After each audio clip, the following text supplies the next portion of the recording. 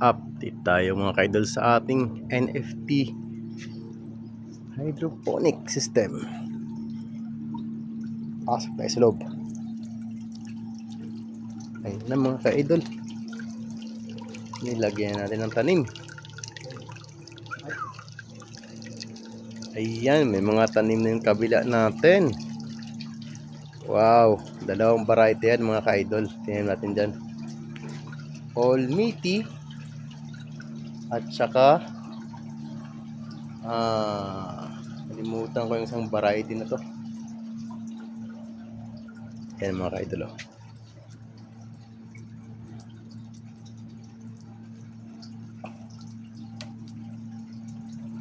Ayan, all meaty saka ano to, nakalimutan ko yung variety na to. Ayun mga kaidol, oh. Saka itong kabila hindi pa. Excuse, magbubutas pa tayo dyan.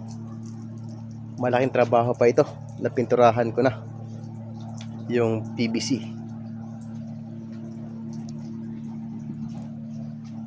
For watching.